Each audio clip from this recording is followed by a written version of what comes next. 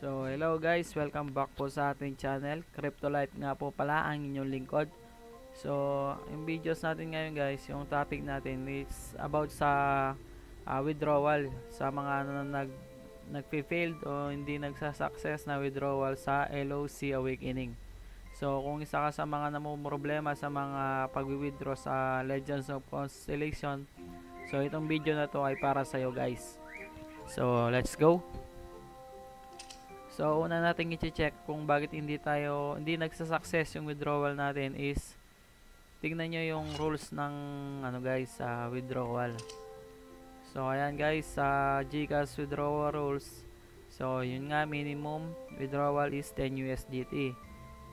Then, kapag nag-withdraw ka ng 10 USDT and 20 USDT pababa, yung handling fee niya is 20%. Kapag naman 20 USDT pataas, yung handling fee niya is 18%.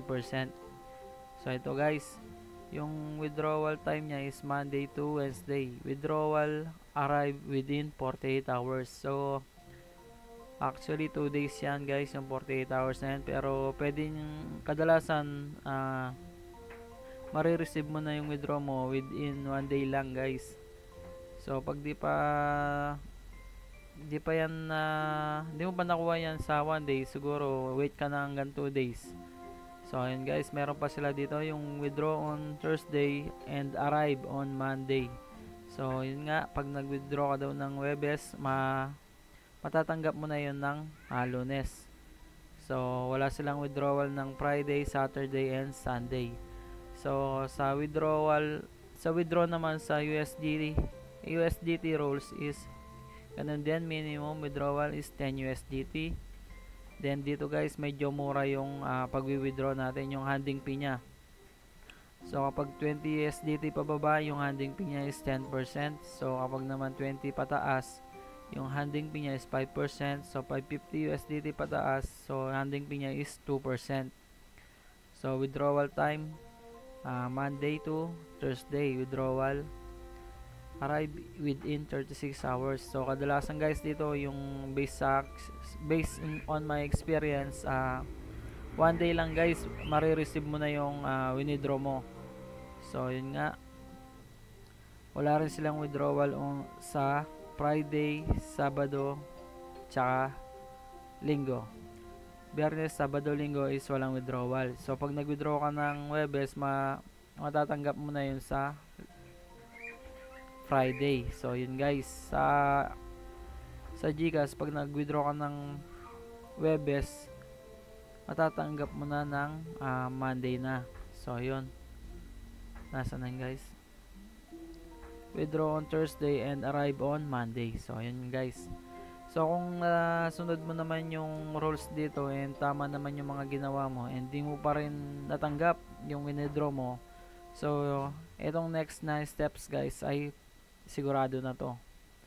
So kung di pa rin gumana guys, ito, click nyo lang tong message na to guys, yung sa left corner ng apps. So ito yung message guys. So yan, na-click ko na yung guys sa message. So yan, meron silang Telegram dito. And nagtanong ako dito kung bakit hindi pa rin bakit lagi na-refuse yung withdraw ko. So si Sir Jack yung nag-assist sa akin. Kinlik ko lang yung Telegram nila. Ayan guys, click nyo lang yung link na lalabas dyan. So yan, pagka-click ko nyan guys, eto siya. Yan, ito yung conversation namin ni Sir Jack. And tinanong niya kung ano yung ID number ko. So binigay ko lang yung ID number sa game, yung sa LOC Awakening nyo, yung ID account nyo dun. So yun, tapos sumali na rin ako sa group nila para updated ako sa mga nangyayari dito sa LOC Awakening. So yan, pagkatapos kong naibigay yung ID ko, so ayun, sinabi niya sa akin na pwede na daw ulit akong mag-withdraw and tutulungan niya daw ako para ma-verify yung withdrawal ko. So yung kailangan lang natin dito guys is ma-verify yung withdraw natin para mag-successful yung withdrawin natin. So yun guys, pagkaraan nung isang araw, natanggap ko naman yung withdraw ko. So ito yung guys, papakita ko yung natanggap ko. So So ito siya. Ayan, kung makikita nyo yung wallet.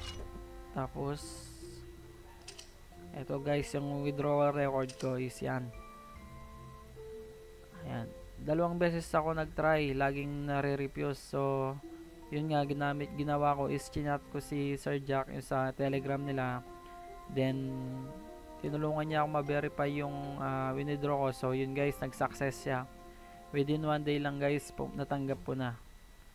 So yun lang, kung nakatulong ang video na to sa problema mo, so click lang ang notification bell and subscribe ka na rin para updated ka sa mga susunod na videos na ilalabas pa natin. So yun lang guys, peace out.